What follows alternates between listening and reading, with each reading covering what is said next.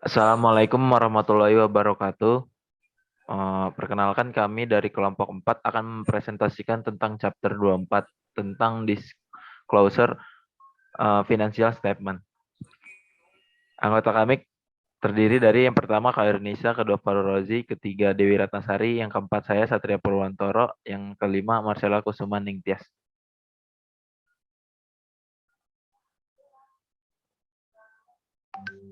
Prinsip pengungkapkan penuh. Tujuan pembelajaran 1. Jelaskan prinsip pengungkapan penuh dan bagaimana penerapannya. Yang pertama itu kerangka konseptual IASB mencatat bahwa sementara beberapa informasi yang berguna paling baik disediakan dalam laporan keuangan. Beberapa yang terbaik disediakan dengan cara lain, misalnya laba bersih dan arus kas sudah tersedia dalam laporan keuangan, tetapi investor mungkin lebih baik lihat perbandingan dengan perusahaan lain di industri yang sama. Ditemukan di artikel berita atau laporan rumah pialang, aturan IASB secara langsung mempengaruhi laporan keuangan, catatan atas laporan keuangan, dan informasi tambahan. Next.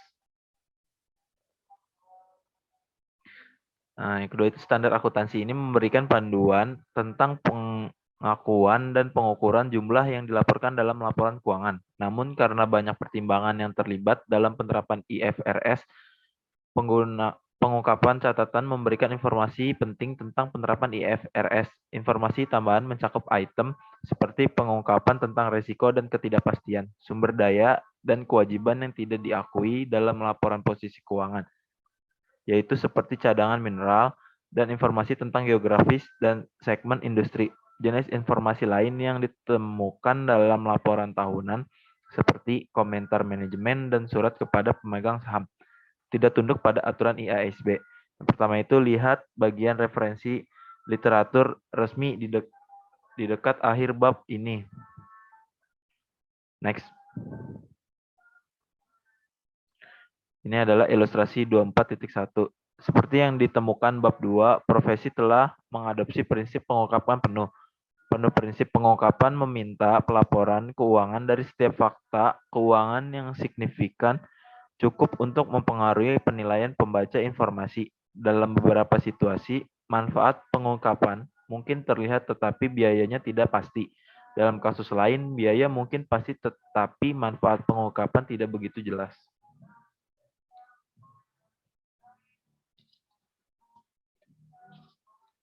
Misalnya, IASB mengharuskan perusahaan untuk memberikan pengungkapan yang diperluas tentang kewajiban kontrak, mengingat penipuan akuntansi di perusahaan seperti Steinhoff International. Manfaat dari pengungkapan yang diperluas ini tampak cukup jelas bagi investasi publik, meskipun tidak ada yang mendokumentasikan biaya pengungkapan yang tepat dalam hal situasi mereka akan tampak relatif kecil. Di sisi lain, biaya pengungkapan dapat menjadi substansial dalam beberapa kasus dan manfaatnya sulit untuk dinilai. Misalnya, pada suatu waktu pers keuangan melaporkan bahwa jika segmen pelaporan diadopsi, perusahaan seperti Fruhoff harus meningkatkan staf akuntansi 50% dari 300 menjadi 450 orang. Dalam hal ini, biaya pengungkapan dapat diukur, tetapi manfaatnya kurang didefinisikan dengan baik. Lihat konsep yang mendasari.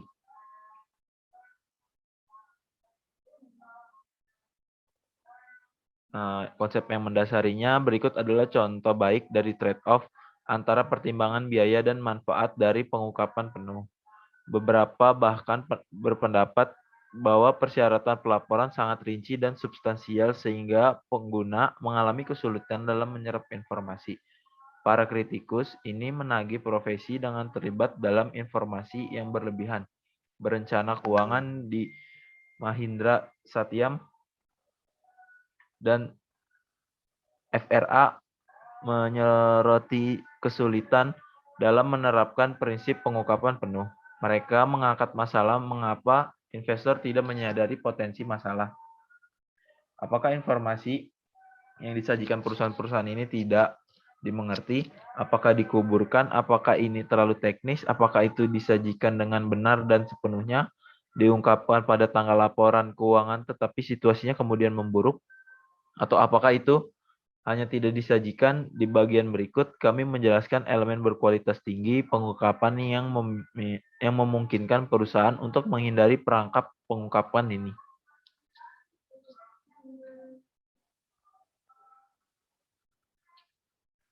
Peningkatan persyaratan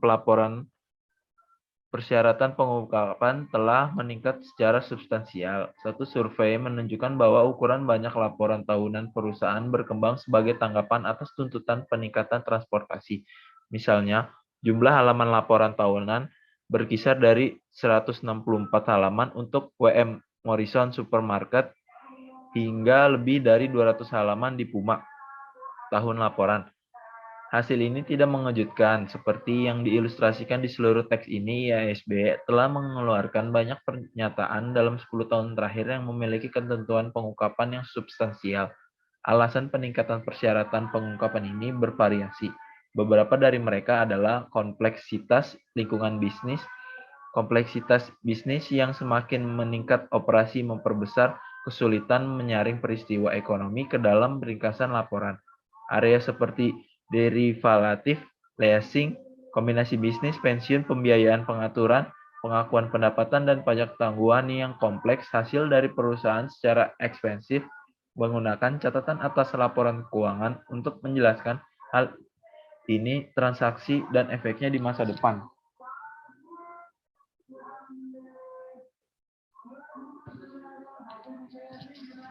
Kebutuhan akan informasi yang tepat waktu. Saat ini lebih dari sebelumnya, pengguna menuntut informasi yang terkini dan prediktif.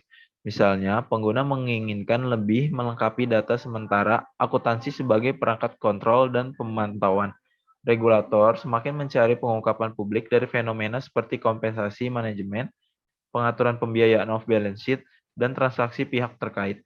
Banyak dari ini yang lebih baru persyaratan pengungkapan meminta akuntan dan auditor sebagai agen untuk membantu dokumen mengendalikan dan memantau masalah ini. Lihat konsep mendasari, dan konsep mendasarinya adalah survei menunjukkan bahwa untuk memenuhi perubahan kebutuhan pengguna, pelaporan bisnis harus yang pertama menyediakan lebih banyak informasi berwawasan ke depan. Yang kedua itu lebih fokus pada faktor-faktor yang menciptakan nilai jangka panjang, termasuk ukuran non-keuangan. Dan yang terakhir itu menyelaraskan informasi yang dilaporkan dengan lebih baik eksternal dengan informasi yang dilaporkan secara internal.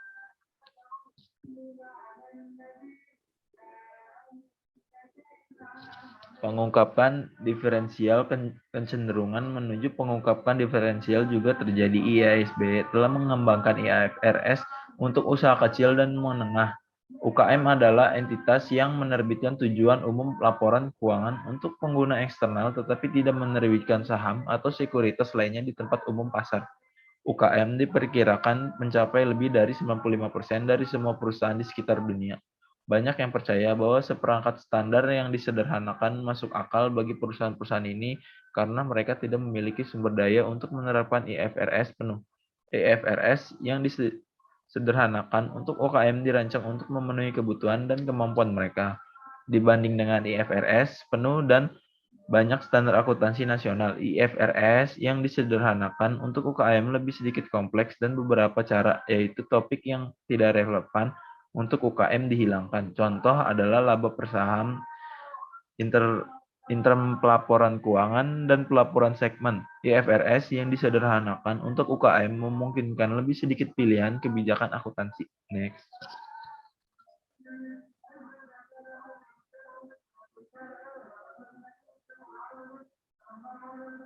Misalnya tidak ada pilihan untuk mengevaluasi properti peralatan atau tidak berwujud. Banyak prinsip untuk mengenali dan mengukur aset, kewajiban, pendapatan, dan beban disederhanakan.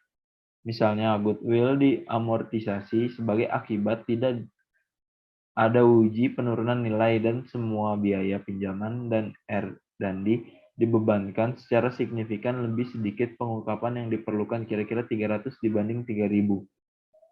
Untuk lebih mengurangi beban standar, revisi IFRS untuk UKM akan dibatasi pada setiap 3 tahun sekali. Dengan demikian, operasi penggunaan IFRS yang disederhanakan membantu UKM memenuhi kebutuhan keuangan mereka pengguna pernyataan sambil menyeimbangkan biaya dan manfaat dari perspektif penyusutan.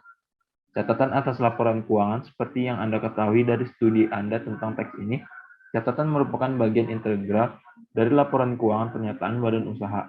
Namun, pembaca laporan keuangan sering mengabaikan mereka karena mereka sangat teknis dan sering muncul dalam cetakan kecil. Catatan adalah sarana memperkuat atau menjelaskan item yang disajikan dalam tubuh utama dari pernyataan. Mereka dapat menjelaskan dalam istilah kuantitatif informasi yang berkaitan dengan spesifikasi item laporan keuangan. Selain itu, mereka dapat memberikan data tambahan kuantitatifnya sifatnya untuk memperluas informasi dalam laporan keuangan.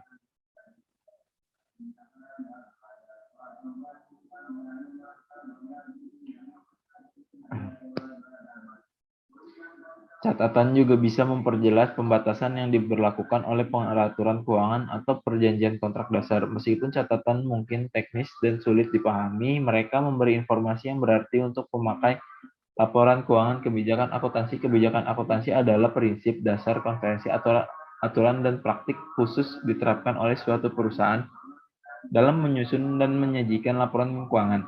IFRS menyatakan bahwa informasi tentang kebijakan akuntansi yang diadopsi oleh entitas pelaporan sangat penting untuk pemakai laporan keuangan dalam pengambilan keputusan ekonomi. Ini merekomendasikan bahwa perusahaan harus menyajikan sebagian yang tidak terpisahkan dari laporan keuangan. Suatu laporan mengidentifikasi kebijakan akuntansi yang diadopsi dan diikuti oleh entitas pelapor. Perusahaan yang laporan keuangannya sesuai dengan IFRS harus membuat pernyataan yang eksplisit dan pernyataan tanpa syarat tentang kepatuhan tersebut.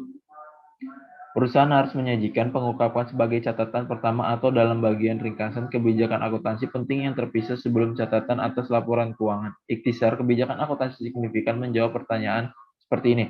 Metode apa? Penyusutan digunakan pada aktiva tetap. Metode penilaian apa yang digunakan pada persediaan? Kebijakan amortisasi apa yang diikuti sehubungan dengan aset tidak berwujud? Bagaimana biaya pemasaran? Ditangani untuk tujuan pelaporan keuangan.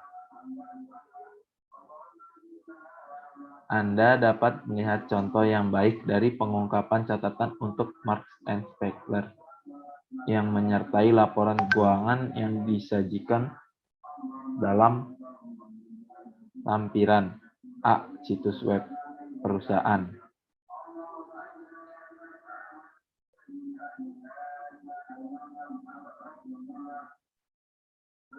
Analis memeriksa dengan cermat ringkasan kebijakan akuntansi untuk menentukan apakah perusahaan mengambil pendekatan konservatif atau agresif untuk praktik akuntansi.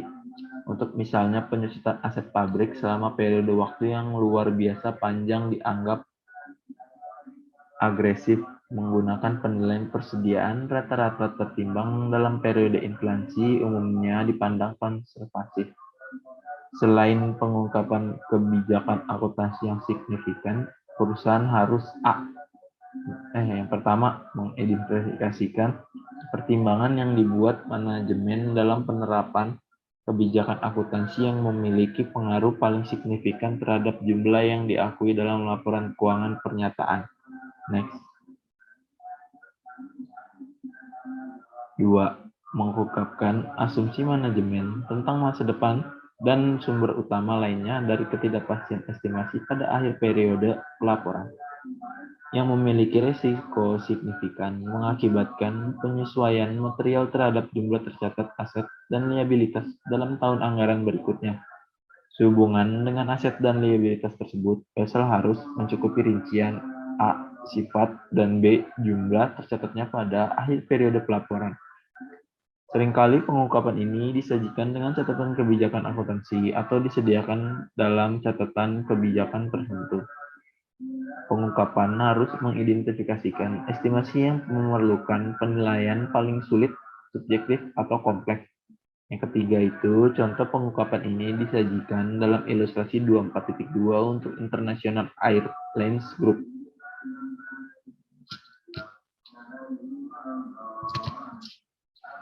Secara kolektif, pengungkapan ini membantu pembaca pernyataan mengevaluasi kualitas perusahaan kebijakan akuntansi dalam menyediakan informasi dalam laporan keuangan untuk penilaian masa depan arus kas. Perusahaan yang gagal mengadopsi kebijakan pelaporan berkualitas tinggi mungkin dihukum oleh pasar. Misalnya ketika ISO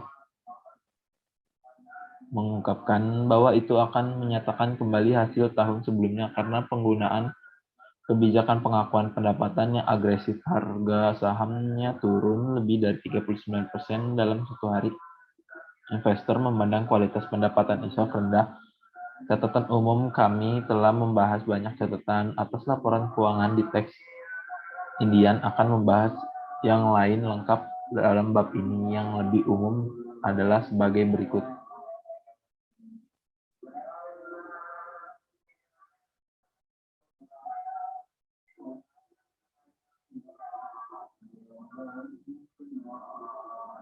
Pengungkapan utama inventaris. Perusahaan harus melaporkan dasar jumlah persediaan dinyatakan lebih rendah antara biaya perolehan atau nilai realisasi bersih dan metode yang digunakan dalam menentukan biaya FIFO, biaya rata-rata, dan lain-lain. Produsen harus melaporkan baik dalam pernyataan posisi keuangan atau dalam schedule tersendiri dalam catatan komposisi persediaan barang jadi, barang dalam proses, atau bahan mentah. Pembiayaan yang tidak biasa atau signifikan, pengaturan yang berkaitan dengan persediaan yang mungkin memerlukan pengungkapan, termasuk transaksi dengan pihak terkait. Pengaturan pembiayaan produk, komitmen pembelian pasti, dan meminjamkan persediaan sebagai jaminan. Bab 9 mengilustrasikan pengungkapan ini. Next.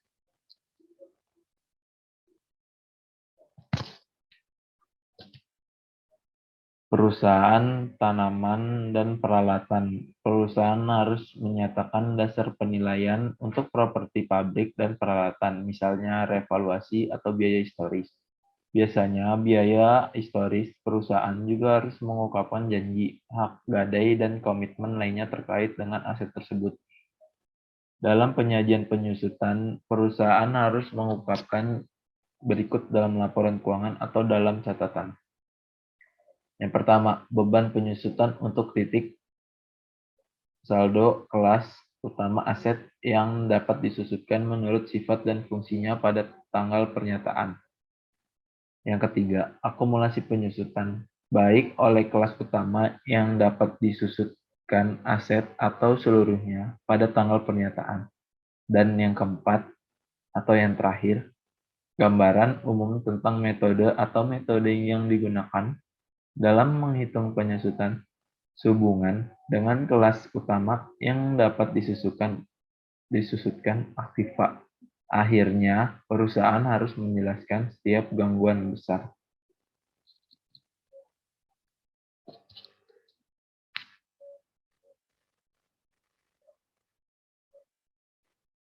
Materi selanjutnya akan dijelaskan oleh Khairunisa.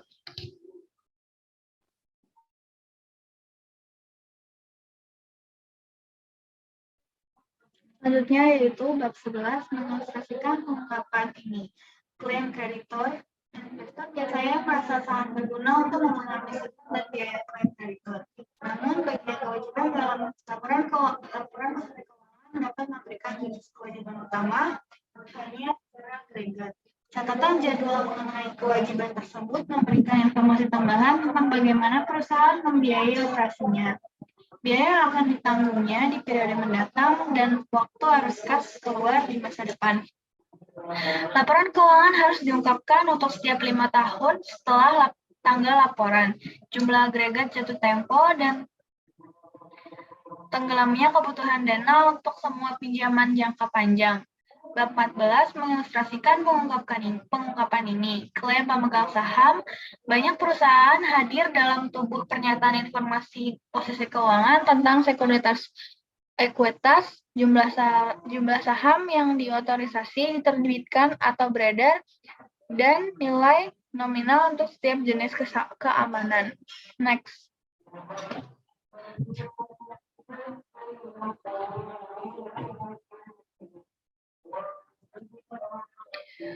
Mereka mungkin juga menyajikan data tersebut dalam sebuah catatan. Di luar itu, pengungkapan catatan ekuitas umum berkaitan dengan kontak dan sekuritas senior yang beredar, yang mungkin mempengaruhi berbagai klaim pemegang ekuitas sisanya.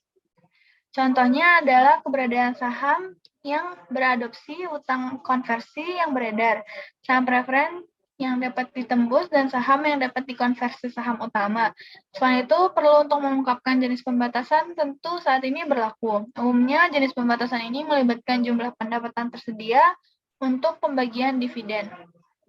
Contoh dari jenis pengungkapan ini diilustrasikan pada bab 15 dan 16, yaitu kontingensi dan komitmen. Sebuah perusahaan mungkin memiliki keuntungan atau kerugian kontingensi yang tidak diungkapkan dalam tubuh laporan keuangan. Kontingensi termasuk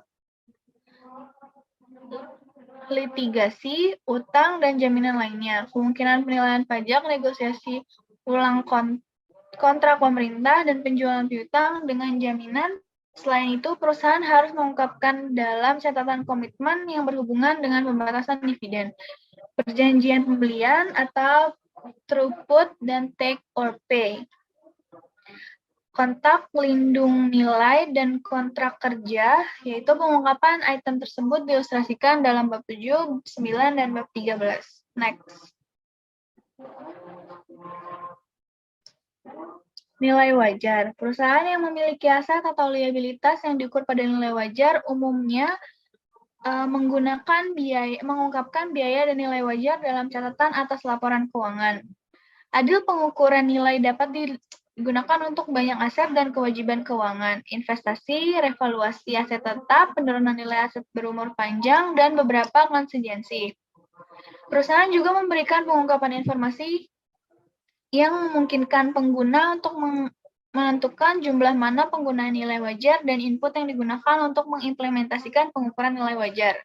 Hierarki nilai wajar ini diidentifikasi 3 tingkat tuas yang berkaitan pada pengukuran nilai wajar, level 1, level 2, dan 3. Level menunjukkan subjektivitas pengukuran informasi nilai wajar, dan bab 17 membahas secara rinci nilai wajar pengungkapan. Next.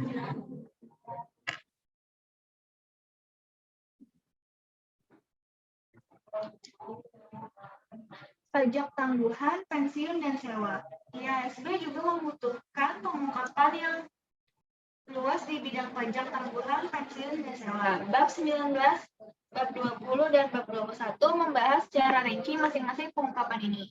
Pengguna laporan keuangan harus membaca catatan atas laporan keuangan dengan cermat untuk informasi tentang rekening, administratif komitmen, kebutuhan pembiayaan masa depan, dan kualitas pendapatan perusahaan.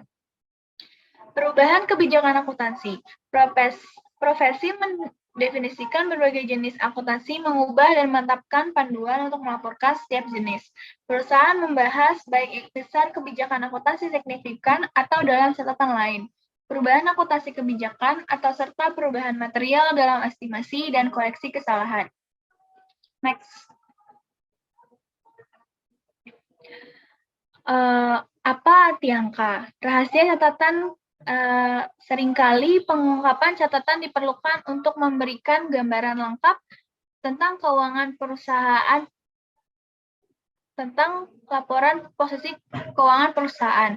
Contoh yang baik adalah pengungkapan yang diperlukan tentang peraturan agunan dalam perjanjian pembelian kembali.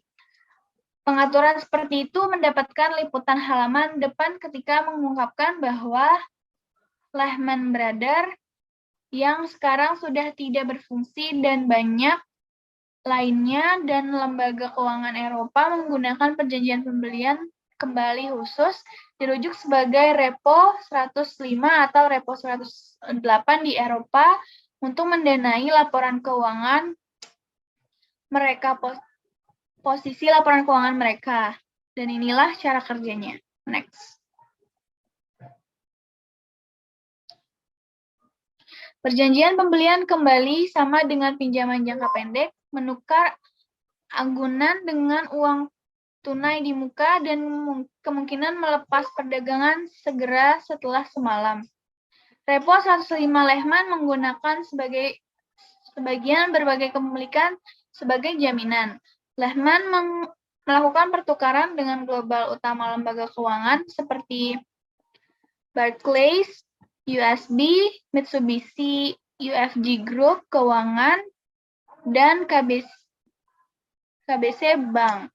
Pada yang spesial dari repo 105 atau 106 adalah bahwa nilai sekuritas yang dijanjikan Lehman dalam transaksi adalah senilai 105% dari uang tunai yang diterimanya. Artinya perusahaan sedang memotong rambut di transaksi. Dan ketika Lehman akhirnya membayar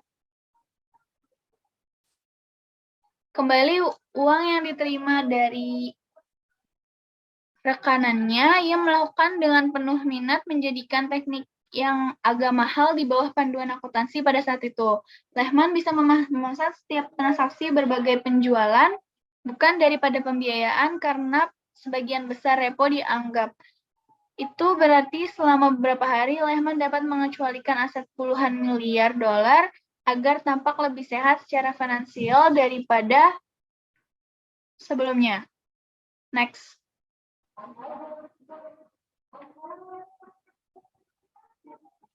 Pada tahun 2014, Netflix membayar 500 juta lebih untuk menambah perpustakaan yang diakui dalam biaya. Perbedaan ini mewakili sekitar 10% dari biaya yang akan mengurangi episode dari $4,32 menjadi $1,31. Akuntansi Netflix mengikuti aturan. Netflix mengikuti aturan akuntansi, tetapi mungkin tidak dapat membandingkannya dengan meningkatkan jumlah pesaing media global yang dapat menggunakan kebijakan akuntansi yang berbeda untuk program biaya.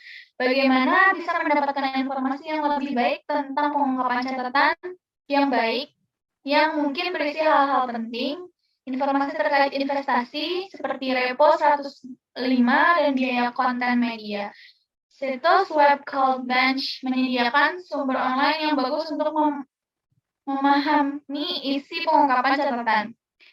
Situs ini menyoroti wawasan yang dapat diperoleh dengan menginformasikan dalam berbagai laporan keuangan, termasuk catatan. Misalnya, beberapa baru-baru ini diungkapkan oleh standar leasing baru seperti di Starbucks, tingkat diskon yang berbeda digunakan oleh perusahaan dan perubahan terbaru dalam aktual garansi produk.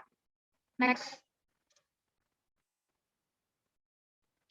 Selanjutnya yaitu tujuan pembelajaran 2 tentang diskusi persyaratan pengungkapan untuk transaksi pihak berelasi, peristiwa kemudian, segmen bisnis utama, dan pelaporan interim. Pengungkapan transaksi atau peristiwa khusus. Transaksi pihak terkait, kesalahan, dan penipuan menimbulkan masalah yang sensitif dan sulit. Akuntan atau auditor yang bertanggung jawab atas pelaporan jenis transaksi tersebut harus berhati-hati dalam menyeimbangkan hak perusahaan pelapor dan kebutuhan pengguna laporan keuangan dengan baik. Transaksi pihak terkait muncul ketika perusahaan melakukan transaksi di mana salah satu pihak memiliki kemampuan untuk secara signifikan mempengaruhi kebijakan pihak lain. Mereka juga dapat terjadi ketika pihak yang tidak bertransaksi memiliki kemampuan untuk mempengaruhi kebijakan dari kedua pihak yang bertransaksi.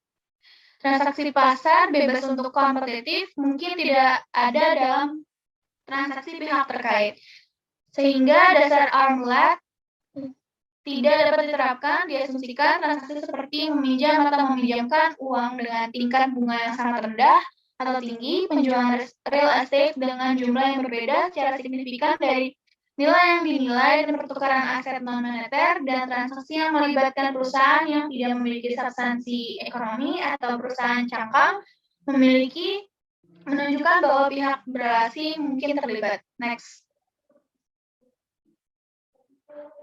Untuk membuat pengungkapan yang memadai, perusahaan harus melaporkan substansi ekonomi, bukan untuk hukum, yaitu untuk transaksi, dan IFRS mensyaratkan pengungkapan minimum sebagai berikut. Yang pertama yaitu sifat hubungan pihak berelasi, yang kedua jumlah transaksi dan jumlah saldo, yang ketiga penyisihan piutang ragu-ragu, yang keempat beban yang diakui selama periode sehubungan dengan piutang yang tak tertagih.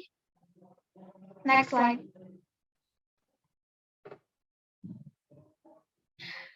Selanjutnya yaitu di sini ada contoh untuk note 44 tentang related parties. Next.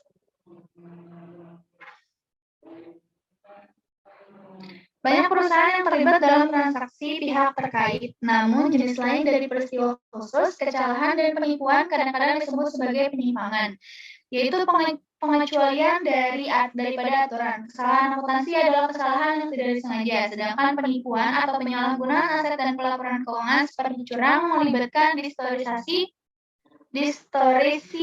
laporan keuangan yang disengaja. Seperti yang ditunjukkan sebelumnya, perusahaan harus mengkoreksi laporan keuangan ketika mereka menemukan kesalahan. Penipuan harus diberikan perlakuan yang sama, namun penemuannya menimbulkan serangkaian prosedur dan tanggung jawab yang berbeda bagi akuntan atau auditor. Next. Peristiwa setelah periode pelaporan atau peristiwa selanjutnya. Catatan atas laporan keuangan harus menjelaskan setiap peristiwa keuangan signifikan yang terjadi setelah tanggal laporan posisi keuangan resmi. Tapi belum laporan tersebut dia autorisasi untuk diterbitkan atau selanjutnya disebut sebagai tanggal pengesahan. Peristiwa ini disebutkan sebagai peristiwa setelah tanggal pelaporan atau peristiwa setelahnya. Pada ilustrasi 24.4 menunjukkan diagram waktu dari periode peristiwa berikutnya, yaitu pada Januari 1, 2022 untuk financial statement period, dan pada Desember 31, 2022 yaitu ada statement of financial position date-nya, yaitu tanggal 31 Desember. Lalu ada subsequent event period pada akhir Maret 3 Maret 2023 untuk financial statement authorization date. Suatu periode beberapa minggu atau kadang-kadang bulan dapat berlalu setelah akhir tahun fiskal, tetapi sebelum manajemen atau dewan direksi mengatakan penerbitan laporan keuangan. Berbagai kegiatan yang terlibat dalam penutupan pembukuan untuk periode tersebut dan mengeluarkan laporan membutuhkan waktu. Mengambil dan menghitung biaya persediaan, mendamaikan buku besar, membantu dengan akun pengendali, menyiapkan jurnal penyesuaian yang diperlukan, memastikan bahwa semua transaksi untuk periode tersebut telah dimasukkan, mendapatkan audit atas laporan keuangan oleh akuntan publik bersertifikat independen, dan mencetak laporan tahunan. Selama periode antara tanggal laporan posisi keuangan dan tanggal pengesahannya, transaksi penting atau peristiwa lain dapat terjadi yang secara material mempengaruhi posisi keuangan atau situasi operasi perusahaan. Next.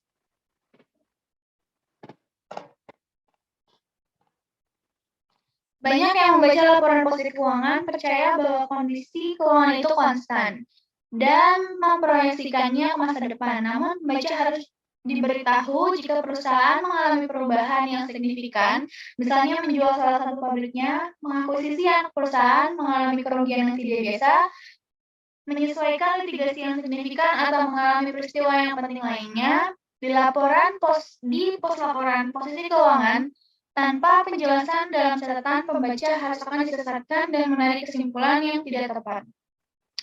Dua jenisnya yaitu peristiwa yang memberikan bukti tambahan tentang kondisi yang ada pada tanggal laporan posisi keuangan, termasuk estimasi yang melekat dalam proses penyusutan laporan keuangan.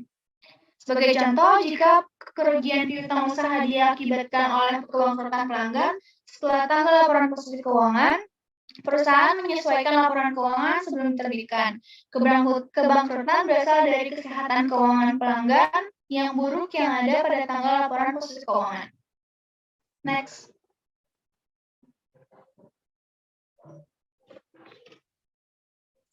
Yang kedua yaitu peristiwa yang memberikan bukti tentang kondisi yang tidak ada pada tanggal laporan posisi keuangan tetapi muncul setelah tanggal tersebut. Peristiwa ini disebut laporan keuangan. Setelah ilustrasi kerugian yang diakibatkan kebakaran atau kebanjiran pelanggan, setelah laporan posisi keuangan tidak mencerminkan kondisi yang ada pada tanggal tersebut.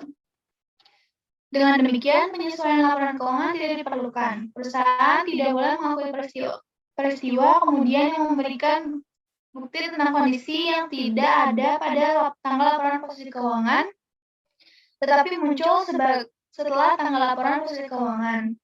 Berikut ini adalah contoh peristiwa yang kemudian tidak disesuaikan. Yang pertama yaitu kombinasi bisnis utama setelah periode pelaporan atau pelepasan anak perusahaan utama. Yang kedua, mengumumkan rencana untuk menghentikan suatu operasi atau untuk memulai pelaksanaan restrukturisasi besar-besaran. Yang ketiga, pembelian aset dalam jumlah besar, pelepasan aset lainnya, atau pengambil alihan aset utama oleh pemerintah. Yang keempat, perusahaan pabrik produksi utama atau persediaan oleh kebakaran atau bencana alam setelah periode pelaporan. Next. Lalu transaksi saham biasa utama dan transaksi potensial saham biasanya setelah periode pelaporan. Lalu perubahan besar yang tidak normal setelah periode pelaporan dalam harga aset, nilai tukar mata uang hasil atau pajak, dan yang terakhir membuat komitmen signifikan atau kewajiban konsiliasi, misalnya dengan menerbitkan jaminan signifikan setelah tanggal pernyataan. Beberapa peristiwa kemudian tidak disesuaikan mungkin harus diungkapkan agar laporan keuangan tidak menyesatkan. Untuk peristiwa semacam itu, perusahaan mengungkapkan sifat peristiwa dan estimasi dampak keuangannya. Ilustrasi 24.5 menyajikan contoh pengungkapan peristiwa selanjutnya yang dikutip dari laporan tahunan AP Moller Meres EPI catatan 26 acara selanjutnya. Pada tanggal 21 Februari 2019, direksi telah memutuskan untuk memulai pemisahan kegiatan pada pemboran melalui demerger saham di Mors Darling Holding dan anak perusahaannya serta beberapa aset dan kewajiban tertentu lainnya akan dikontribusikan kepada perusahaan baru dengan nama resmi The Darling Company of 1972.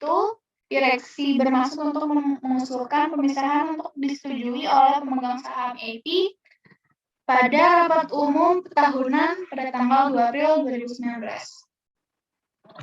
Selanjutnya akan dibacakan oleh teman saya. Berikutnya itu tunduk pada persetujuan pada rapat umum tahunan. Saham di Mars Darling akan didistribusikan kepada pemegang saham AP Moller Mars dengan perkiraan hari pertama perdagangan pada 4 April 2019.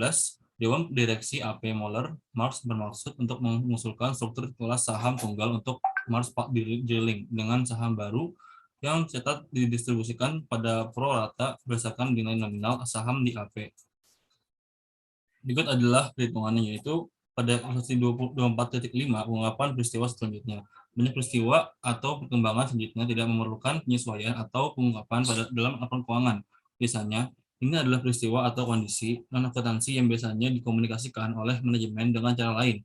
Peristiwa tersebut di antara lain legislasi, perubahan produk, perubahan manajemen, pemungutan serikat pekerja, perjanjian pemasaran, dan kehilangan pelanggan penting.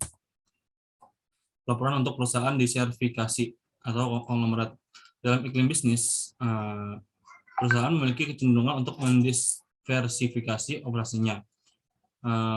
Khususnya, mereka menginginkan laporan laba rugi, laporan posisi keuangan, dan informasi arus kas pada masing-masing segmen yang membentuk angka pendapatan total, yaitu banyak informasi tersembunyi dalam total agregat dengan hanya angka konsolidasi analisis tidak dapat mengetahui sejauh banyak informasi tersembunyi dalam total agregat dengan hanya angka konsolidasi analis dapat mengetahui sejauh mana nilai produk yang berbeda berkontribusi pada profitabilitas, risiko, dan potensi pertumbuhan perusahaan. Misalnya, dalam ilustrasi 24.6, segmen peralatan kantor tampak seperti usaha yang berisiko. Laporan tersegmentasi akan memberikan informasi yang berguna tentang dua segmen bisnis dan akan membantu dalam membuat keputusan investasi yang diinformasikan mengenai keseluruhan perusahaan. Ini ada contoh dari ilustrasi 24.6, yaitu laporan laba rugi tersegmentasi situasi klasik yang menunjukkan perlunya data tersegmentasi melibatkan Caterpillar. Regulator pasar mengutip Caterpillar karena gagal memberitahu investor bahwa hampir seperempat pendapatannya dalam 1 tahun berasal dari unit berhasil dan tidak berulang pada tahun alam. Perusahaan tahu bahwa kebijakan ekonomi yang berbeda di tahun depan mungkin akan sangat memengaruhi pendapatan unit berhasil. Namun, Caterpillar menyajikan hasil keuangannya secara konsolidasi tanpa mengungkapkan operasi berhasil. Kegagalan Caterpillar untuk memasukkan informasi tentang berhasil membuat investor memiliki gambaran yang tidak lengkap tentang hasil keuangan.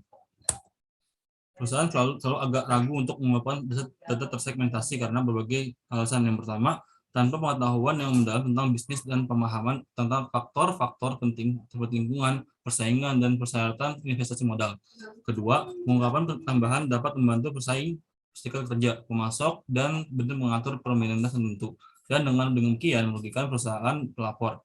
Ketiga, pengungkapan tambahan dapat mencegah manajemen mengambil risiko bisnis yang cerdas karena segmen yang melaporkan kerugian atau pendapatan yang tidak memuaskan dapat menyebabkan ketidakpuasan pemegang saham. Keempat, variasi yang luas di antara perusahaan dalam pemilihan segmen, alokasi biaya, dan masalah akuntansi biaya lainnya.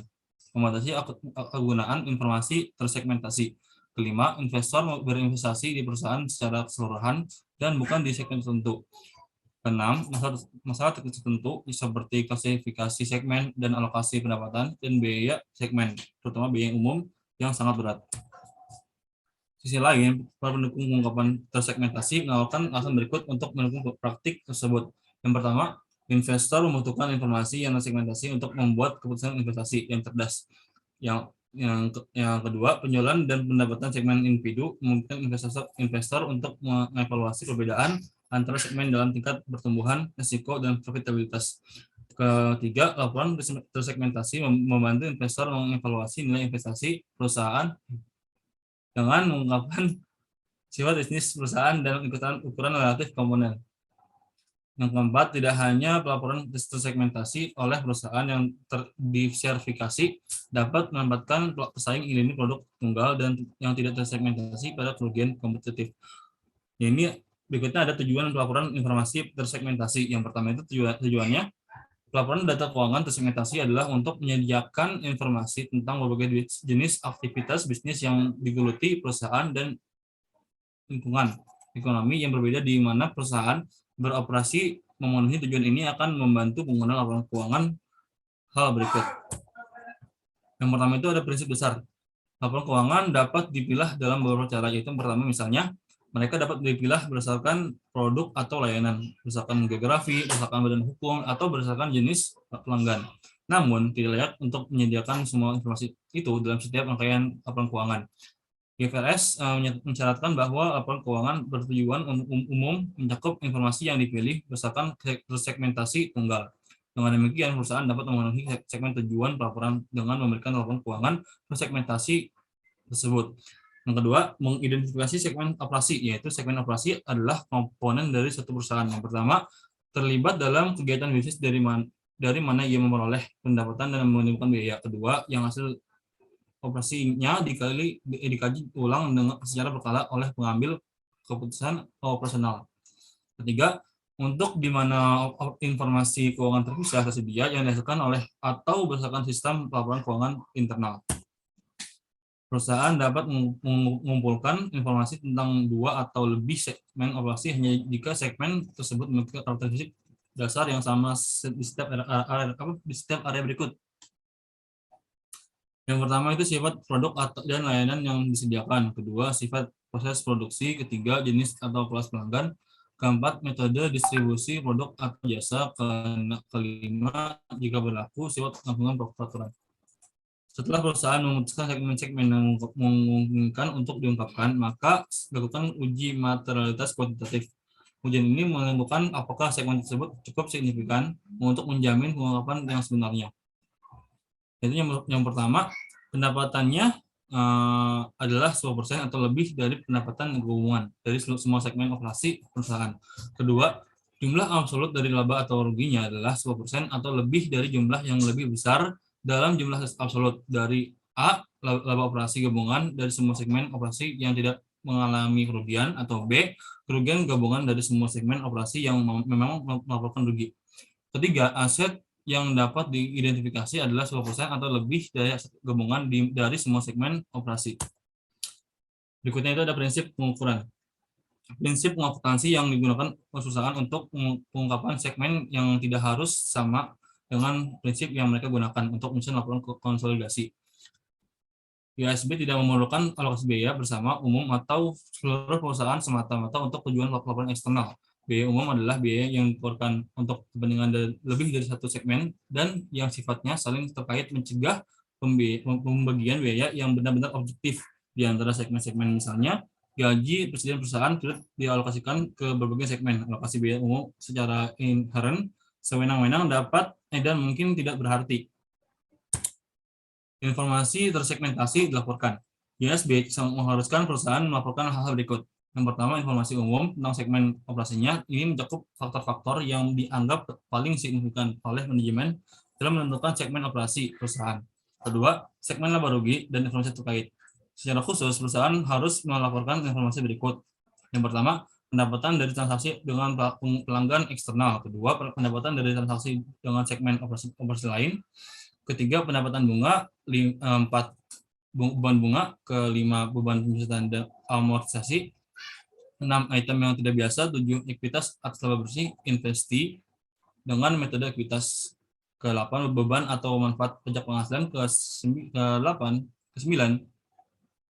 pos-pos non kas yang signifikan selain beban pemasukan, deflasi, dan amortisasi. 3, segmentasikan aset dan kewajiban. Perusahaan harus melaporkan aset dan kewajiban setiap segmen operasi. Keempat, rekonsiliasi. Kelima, informasi tentang produk dan layanan serta wilayah geografis. Dan keenam, pelanggan utama. Jika 10% atau lebih pendapatan perusahaan berasal dari satu pelanggan, perusahaan harus mengungkapkan jumlah total pendapatan dari setiap tersebut menurut segmen. Berikutnya itu adalah laporan sementara. Sumber mengenai informasi lain bagi investor adalah laporan interim. Seperti disebutkan sebelumnya, laporan interim mencakup periode kurang dari 1 tahun. Bursa efek, regulator, pasar, dan profesi akuntansi memiliki kepentingan aktif dalam penyajian laporan interim informasi. Kelompok lain yang menyukai pendekatan integral percaya bahwa laporan interim merupakan bagian integral dari laporan tahunan dan bahwa penangguhan dan akrual harus mempertimbangkan apa yang akan terjadi sepanjang tahun. Dalam pendekatan ini, perusahaan akan membebankan perkiraan biaya ke bagian tahun berdasarkan volume penjualan. Berikutnya itu ada persyaratan pelaporan sementara. Umumnya, perusahaan harus mengungkapkan kebijakan akuntansi yang sama baik untuk penerimaan maupun laporan tahunan. Perusahaan harus menggunakan metode penetapan harga persediaan yang sama atau FIFO, biaya rata-rata, dan lain-lain. Untuk laporan interim dan tahunan, namun perusahaan dapat mengungkapkan metode laba kotor untuk menetapkan harga persediaan interim. Tetapi mereka harus mengungkapkan metode dan penyesuaian untuk menyesuaikan dengan persediaan tahunan. Berikutnya ada pendekatan diskret. Nah, mengikuti pendekatan diskret, perusahaan harus mencatat pendapatan dan beban dalam laporan interim sesuai dengan prinsip pengakuan pendapatan dan beban, termasuk biaya pengeluaran selain biaya produk. Tidak ada akrual atau penangguhan untuk mengantisipasi peristiwa masa depan selama tahun yang akan dilaporkan. Misalnya, biaya peliharaan atau perbaikan berskala besar yang direncanakan untuk perusahaan seperti Airbus atau pengeluaran musiman lainnya yang diharapkan terjadi di akhir tahun tidak diantisipasi untuk tujuan laporan interim. Berikutnya ada pengungkapan sementara. IFRS tidak mencatatkan satu set lengkap laporan keuangan pada tanggal laporan interim. Sebaliknya, perusahaan dapat memenuhi persyaratan dengan memberikan laporan keuangan ringkas dan catatan penjelasan yang dipilih. Yaitu hasil penting sejak akhir periode tahunan terakhir. Perusahaan harus melaporkan data sementara berikut minimal. Yang pertama itu ada pernyataan bahwa kebijakan akuntansi dan metode perhitungan yang sama diikuti dalam laporan keuangan interim. Kedua, komentar penjelasan tentang musim atau siklus operasi sementara. Ketiga, sifat dan jumlah pos yang mempengaruhi aset, kewajiban, dan aktivitas laba bersih atau arus kas. Keempat, sifat dan jumlah perubahan kebijakan akuntansi dan estimasi jumlah yang dilakukan sebelumnya. Kelima, penerbitan, pembelian kembali, dan pembayaran kembali surat utang dan efek ekuitas. Keenam, dividen yang dibayarkan. Ketujuh, informasi segmen. Kedelapan, perubahan kewajiban kontingensi atau aset kontingensi sejak akhir periode. 9, pengaruh perubahan komposisi perusahaan selama periode interim. Dan ke-10, peristiwa material lainnya setelah akhir periode interim yang belum tercermin dalam laporan keuangan untuk periode interim.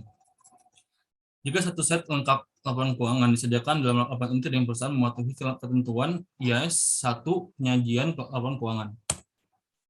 Berikutnya itu adalah masalah unik pelaporan interim. IFRS mencerminkan preferensi untuk pendekatan diskrit. Namun, dalam pedoman luas ini, sejumlah masalah untuk berkembang terkait dengan item berikut. Yang pertama ada pajak penghasilan. Itu tidak setiap dolar penghasilan kena pajak, perusahaan dapat dikenakan pajak dengan tarif yang sama jika tarif pajaknya progresif. Hasil pajak penghasilan bisnis ini menimbulkan masalah dalam penyusunan laporan keuangan interim atau harus mengikuti pendekatan prinsip marginal yang menerapkan tarif pajak yang lebih rendah untuk jumlah pendapatan pertama yang diperoleh. Pada suatu waktu, perusahaan umumnya mengikuti pendekatan yang terakhir dan dikenakan pajak yang berlaku untuk setiap dolar tambahan pendapatan. IFRS membutuhkan penggunaan pendekatan tahunan beban pajak penghasilan diakui pada setiap interim berdasarkan estimasi terbaik dari rata-rata tertimbang tarif pajak penghasilan tahunan yang diharapkan untuk tahun buku penuh. Ya, pajak penghasilan dinilai setiap tahun, namun jumlah yang masih harus dibayar untuk beban pajak penghasilan di dalam satu periode interim mungkin harus disesuaikan pada periode interim berikutnya dari tahun buku tersebut jika estimasi tarif pajak penghasilan tahunan berubah. Berikutnya itu ada musiman. Musiman terjadi jika sebagian besar penjualan perusahaan terjadi dalam satu periode singkat dalam setahun, sementara biaya tertentu tersebar cukup merata sepanjang tahun. Misalnya, industri gas alam memiliki penjualan terbesar di bulan-bulan musim dingin. Sebaliknya, industri minuman memiliki penjualan terbesar di bulan-bulan musim panas. Masalah musiman terkait dengan prinsip pengakuan biaya dalam akuntansi, umumnya biaya dikaitkan dengan pendapatan yang mereka hasilkan. Dalam bisnis musiman, fluktuasi laba yang luas terjadi karena penjualan di luar musim tidak menyerap biaya tetap perusahaan. Misalnya, biaya produksi, penjualan, dan administrasi yang cenderung tetap cukup konstan terlepas dari penjualan atau produksi. Berikutnya akan dijelaskan oleh Dewi.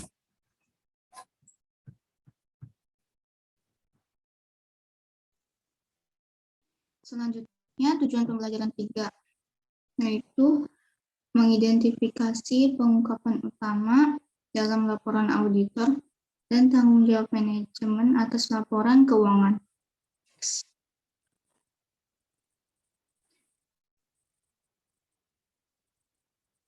Laporan auditor dan manajemen. Yang pertama, laporan auditor, yaitu sumber penting lainnya informasi yang sering diabaikan adalah laporan auditor. Auditor adalah akuntansi profesional yang melakukan pemeriksaan independen data akuntansi perusahaan. Jika puas bahwa laporan keuangan menunjukkan posisi keuangan, hasil operasi, dan arus kas cukup sesuai dengan IFRS, auditor mengungkapkan pendapat dimodifikasi. Sebuah contoh yang ditampilkan dalam ilustrasi 24.14. Next. Dalam mempersiapkan laporan, berikut ini laporan standar auditor. Yang pertama, laporan menyatakan apakah laporan keuangan sesuai dengan kerangka kerja pelaporan keuangan IFRS dan tanggung jawab dari direktur dan auditor terhadap laporan keuangan. Yang kedua, laporan mengidentifikasi situasi di mana perusahaan telah tidak konsisten diamati kebijakan tersebut dalam periode saat ini dalam kaitannya dengan periode sebelumnya. Yang ketiga, pengguna akan menganggap pengungkapan informatif dalam laporan keuangan cukup memadai kecuali laporan menyatakan sebaiknya. Yang keempat, laporan ini berisi baik sebagai ekspresi pendapat atas laporan keuangan secara keseluruhan atau sebuah pernyataan yang menyatakan bahwa pendapat tidak dapat menyatakan. Bila auditor tidak bisa mengungkapkan pendapat secara keseluruhan, laporan harus menyatakan alasannya. Dalam semua kasus di mana nama auditor dikaitkan dengan laporan keuangan, laporan harus berisi indikasi yang jelas dari karakter auditor pemeriksa jika ada dan tingkat tanggung jawab yang diambil.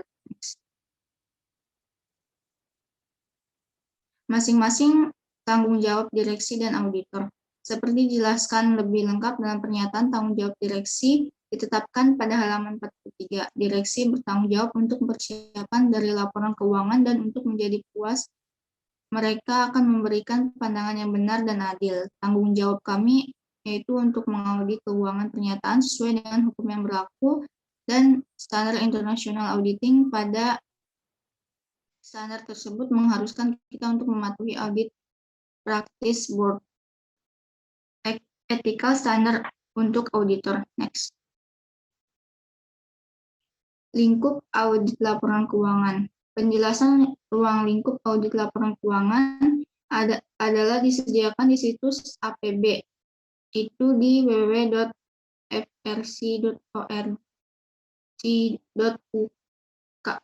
atau APB atau lingkup atau UKP. Pendapat atas laporan keuangan dalam pendapat kami, yang pertama, laporan keuangan memberikan pandangan yang benar dan adil dari negara grup dan urusan perusahaan induk pada tanggal 31 Januari 2010 dan laba grup untuk tahun yang berakhir pada tanggal tersebut. Yang kedua, laporan keuangan grup telah disiapkan sesuai dengan IFRS yang diadopsi oleh Uni Eropa. Yang ketiga, laporan keuangan perusahaan induk telah benar disusun sesuai dengan Inggris yang berlaku umum akuntansi praktik. Yang terakhir, laporan keuangan telah disusun sesuai dengan persyaratan dari Companies Act 2006 dan seperti yang grup menganggap laporan keuangan, pasal 4 dari IAS peraturan. Opini mengenai hal-hal lain yang ditentukan oleh perusahaan Act 2006 dalam pendapat kami yaitu bagian dari laporan remunerasi direksi untuk diaudit telah disusun sesuai dengan Undang-Undang Perusahaan tahun 2006 dan informasi yang diberikan dalam laporan direksi untuk keuangan tahunnya yang laporan keuangan disusun konsisten dengan laporan keuangan. Hal yang kita diminta untuk melaporkan dengan pengecualian untuk melaporkan sehubungan dengan hal berikut.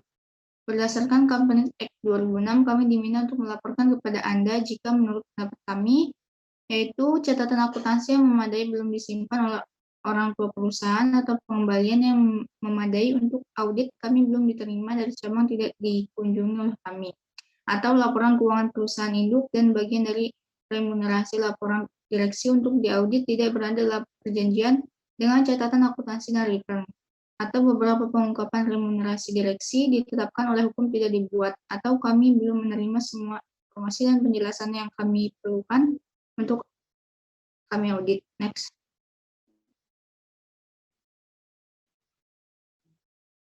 Dalam keadaan tertentu, meskipun mereka tidak mempengaruhi opini auditor yang modifikasi, mungkin auditor perlu untuk menambahkan paragraf penjelasan dalam laporan audit. Beberapa keadaan yang lebih penting yaitu going concern, auditor harus mengevaluasi apakah ada keraguan substansial tentang entitas kemampuan untuk melanjutkan kelangsungan hidup untuk jangka waktu yang wajar dengan mempertimbangkan semua informasi yang tersedia dalam masa depan. Umumnya, masa depan setidaknya namun tidak terbatas pada 12 bulan dari akhir periode pelaporan. Jika ada keraguan substansial tentang perusahaan, terus sebagai going concern, yang auditor menambahkan laporan sebuah penjelasan yang menggambarkan potensi masalah.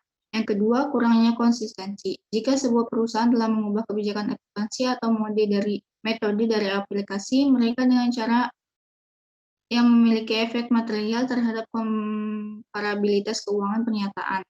Auditor harus mengacu pada perubahan dalam paragraf penjelasan laporan, seperti paragraf penjelasan harus mengidentifikasi sifat perubahan dan merujuk pembaca untuk catatan dalam laporan keuangan yang membahas perubahan secara rinci. Persetujuan auditor dengan perubahan implisit kecuali auditor melakukan pengecualian perubahan dalam mengekspresikan pendapat untuk penyajian secara wajar sesuai dengan prinsip akuntansi yang berlaku di IFRS. Yang ketiga, penekanan suatu hal. Auditor mungkin ingin menekankan masalah mengenai laporan keuangan tetapi berniat untuk mengekspresikan pendapat wajar tanpa pengecualian. Sebagai contohnya, auditor mungkin ingin menekan bahwa entitas adalah komponen dari sebuah perusahaan bisnis yang lebih besar atau yang memiliki transaksi yang signifikan dengan pihak-pihak terkait. Auditor menyajikan informasi penjelasan tersebut dalam paragraf terpisah laporan. Next. Dalam beberapa situasi di mana auditor menyatakan pendapat dimodifikasi. Pendapat dimodifikasi dapat berupa yang pertama pendapat yang memenuhi syarat, atau yang kedua pendapat yang merugikan, atau yang ketiga pendapat yang disanggah. Sebuah pendapat wajar berisi pengecualian terhadap pendapat standar. Biasanya pengecualian adalah tidak cukup besar untuk membatalkan pernyataan secara keseluruhan. Jika itu pendapat yang merugikan akan diberikan, seperti biasanya keadaan di mana auditor dapat menyimpang dari laporan wajar tanpa pengecualian standar pada laporan keuangan sebagai berikut. Yang pertama, ruang lingkup pemeriksaan dibatasi atau dipengaruhi oleh kondisi atau pembatasan. Yang kedua, laporan tidak cukup menyajikan proses keuangan atau hasil usaha, karena kurangnya sesuai dengan prinsip dan standar akuntansi yang terima, atau pengungkapan yang tidak memadai. Next.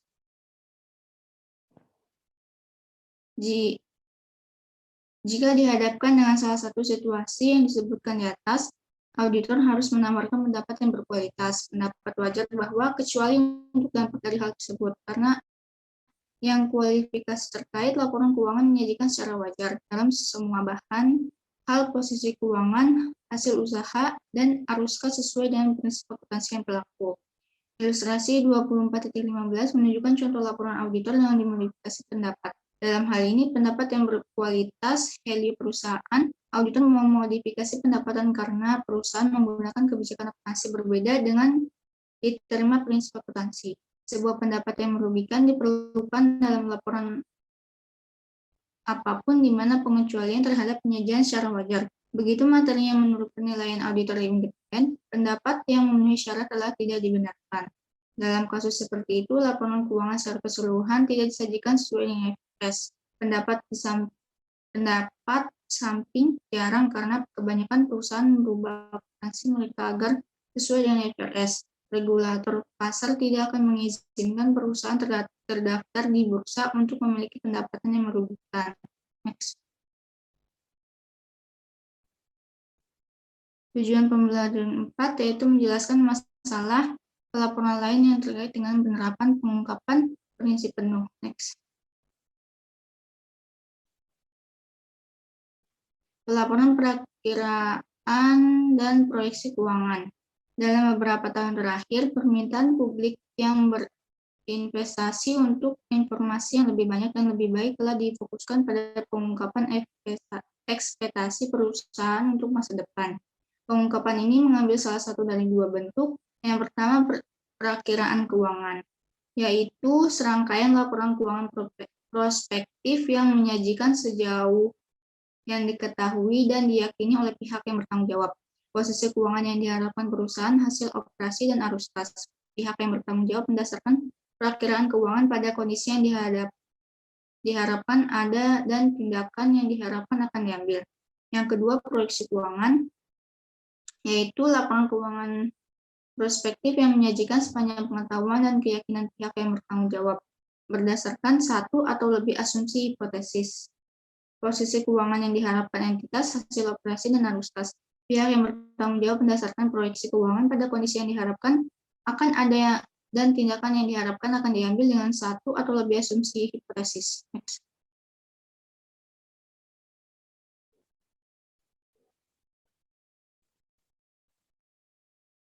Perbedaan antara perakiraan keuangan dan proyeksi keuangan, yaitu perakiraan memberikan informasi tentang apa yang diharapkan terjadi, sedangkan proyeksi memberikan informasi tentang apa yang mungkin terjadi, tetapi belum tentu diharapkan terjadi. Apakah perusahaan harus diminta untuk memberikan perakiraan keuangan? Yaitu subjek diskusi intensif dengan wartawan eksklusif perusahaan, regulator pasar, analisis keuangan, akuntan, dan lain-lain. Argumen untuk mewajibkan perakiraan yang dipublikasikan yang pertama, keputusan investasi didasarkan pada ekspresi masa depan. Oleh karena itu, informasi tentang masa depan memfasilitasi keputusan yang lebih baik. Yang kedua, perusahaan sudah mengedarkan lamaran secara informal. Situasi ini harus diatur untuk memastikan bahwa perakiraan tersedia untuk semua investor. Yang ketiga, keadaan sekarang berubah begitu cepat sehingga informasi sejarah tidak lagi memadai untuk diprediksi. Next.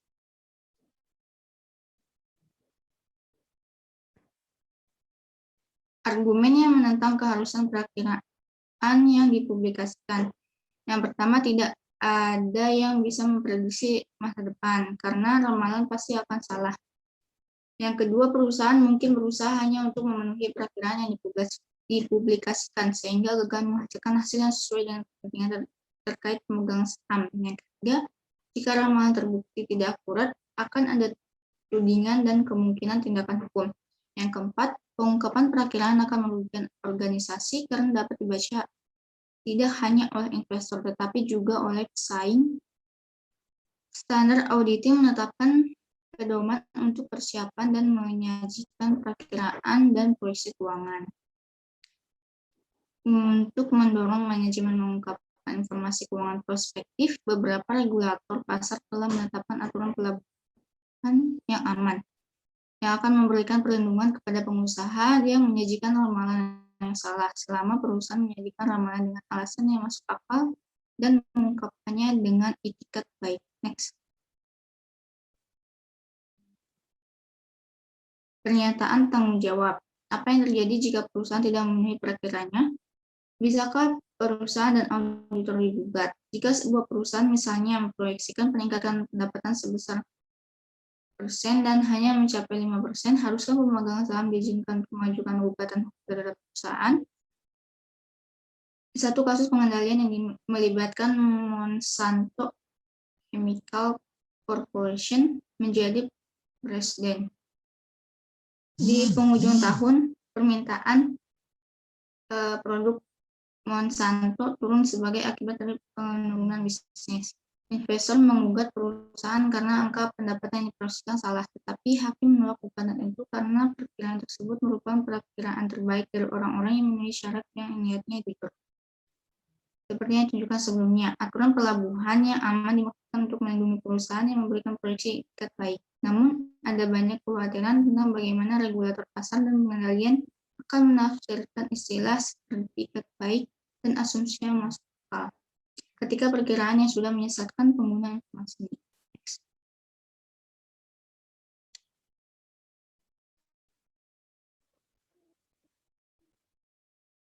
Pelaporan keuangan internet. Sebagian besar perusahaan sekarang menggunakan kekuatan dan jangkauan internet untuk menyediakan informasi yang lebih berguna bagi pembaca laporan keuangan. Popularitas pelaporan semacam ini tidak akan mengherankan karena perusahaan dapat mengurangi biaya pencetakan dan penyebaran laporan kertas dengan menggunakan pelaporan internet. Apakah pelaporan keuangan internet meningkatkan kegunaan laporan keuangan perusahaan? Jawabannya iya, dalam beberapa syarat. Pertama, menyebarkan laporan melalui internet memungkinkan perusahaan untuk berkomunikasi lebih mudah dan cepat dengan pengguna daripada laporan kertas tradisional. Sehingga pelaporan internet dapat membantu membuat laporan keuangan lebih relevan dengan memungkinkan perusahaan untuk melaporkan data terpilah yang diperluas dan lebih tepat waktu daripada yang dimungkinkan melalui laporan berbasis kertas. Misalnya, beberapa perusahaan secara sukarela melaporkan penjualan mingguan dan segmen mengoperasikan data di situs web mereka. Next.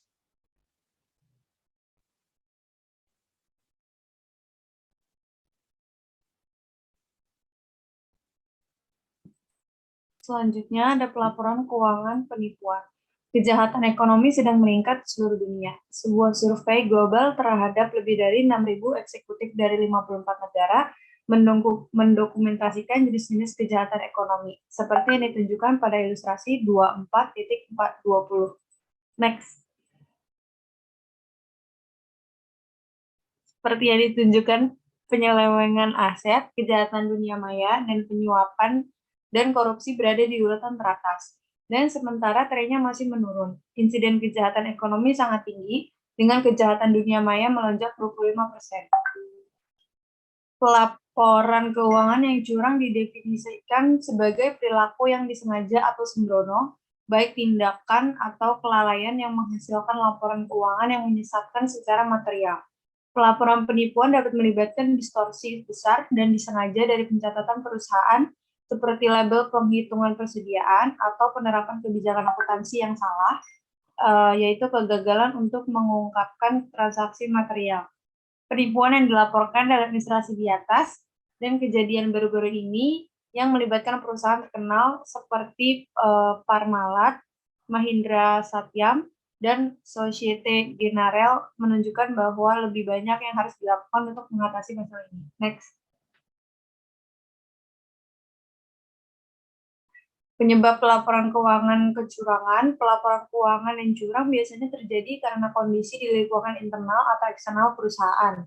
Pengaruh dalam lingkungan internal berhubungan dengan sistem pengendalian internal yang buruk, sikap manajemen yang buruk terhadap etika, atau mungkin likuiditas atau probabilitas perusahaan. Mereka yang berada di lingkungan eksternal mungkin berhubungan dengan kondisi industri, lingkungan bisnis secara keseluruhan, atau pertimbangan hukum dan peraturan.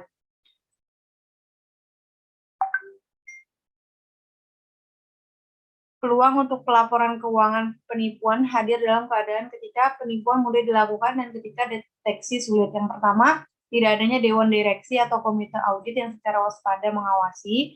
Yang kedua, kontrol akuntansi internal yang lemah atau tidak ada. Situasi ini terjadi misalnya ketika sistem pendapatan perusahaan kelebihan beban, sehingga sebagai akibat dari ekspansi penjualan yang cepat. Yang ketiga, transaksi yang tidak biasa atau kompleks seperti konsolidasi dua perusahaan. Yang keempat, estimasi akuntansi yang memerlukan pertimbangan subjektif yang signifikan oleh manajemen perusahaan. Yang kelima, staf audit internal yang tidak efektif akibat jumlah staf yang tidak memadai dan ruang lingkup audit yang sangat terbatas. Next. Iklim etika yang lemah dalam sebuah perusahaan berkontribusi pada situasi ini. Peluang untuk pelaporan keuangan yang curang juga meningkat secara dramatis ketika kebijakan akuntansi yang diikuti dalam pelaporan transaksi tidak ada berkembang atau tunduk pada interpretasi yang berbeda-beda. Next.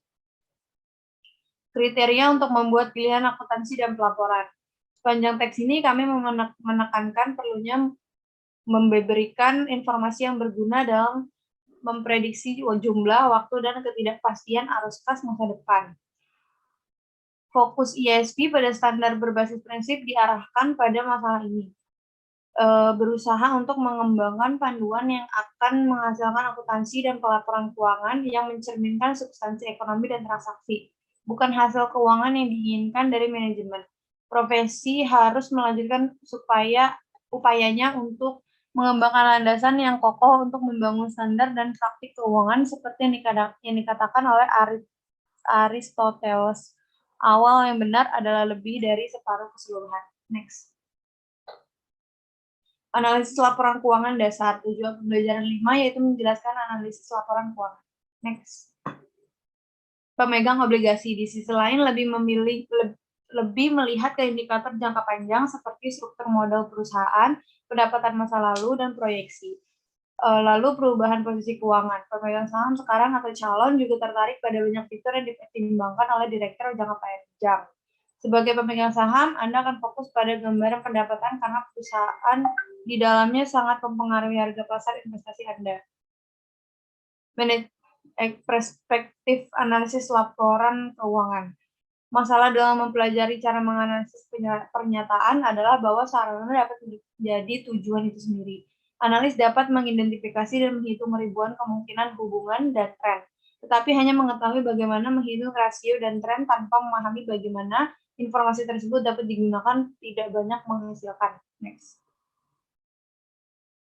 Yang pertama, ketahui pertanyaan yang ingin Anda temukan jawabannya. Yang kedua, ketahui pertanyaan-pertanyaan yang dapat dijawab dengan rasio dan perbandingan tertentu. Yang ketiga, cocokkan 1 dan 2 di atas. Dengan mencocokkan seperti itu, analisis pernyataan akan memiliki arah dan tujuan yang logis. Next. Analisis rasio. Dalam menganalisis data laporan keuangan, analis menggunakan berbagai perangkat untuk memunculkan signifikansi, komparatif, dan relatif dari informasi keuangan yang disajikan. Perangkat tersebut meliputi analisis rasio, analisis komparatif, analisis persentase, dan pemeriksaan data terkait. Next. Jenis rasio utama yang pertama, rasio likuiditas, yang kedua rasio aktivitas, yang ketiga rasio probabilitas, dan yang terakhir rasio cakupan. Next. Keterbatasan analisis rasio. Untuk mencapai komparabilitas mengharuskan analis yang pertama mengidentifikasi perbedaan mendasar dalam kebijakan dan prosedur akuntansi perusahaan. Yang kedua, menyesuaikan keseimbangan untuk mencapai komparabilitas. Lalu penilaian persediaan seperti FIFO, biaya rata-rata. Yang kedua, metode penyusutan. Yang ketiga, kapitalisasi versus pengeluaran biaya tertentu. Yang keempat, investasi dalam saham. Biasanya dilakukan dengan metode ekuitas versus nilai wajar. Yang kelima, perlakuan yang berbeda atas biaya manfaat pasca pensiun. Yang terakhir, praktik yang dipertanyakan dalam mendefinisikan operasi yang dihentikan, penurunan nilai, dan item. Lalu ada analisis perbandingan. Dalam analisis komparatif, seorang analis investasi dapat berkonsentrasi pada item tertentu dan menentukan apakah item tersebut tampak tumbuh atau berkurang dari tahun ke tahun, dan proporsi perubahan tersebut pada item terkait. Umumnya, perusahaan menyajikan laporan keuangan komparatif. Next. Analisis presentasi atau ukuran umum. Analisis presentasi terdiri dari pengurangan serangkaian jumlah terkait menjadi serangkaian presentasi dari basis tertentu. Analisis presentasi memfasilitasi perbandingan dan membantu dalam mengevaluasi ukuran relatif item atau perubahan relatif item. Konversi jumlah dolar absolut ke presentasi juga dapat memfasilitasi perbandingan antara perusahaan dengan ukuran berbeda. Next. Sekian dari presentasi dari kelompok kami. Wassalamualaikum warahmatullahi wabarakatuh.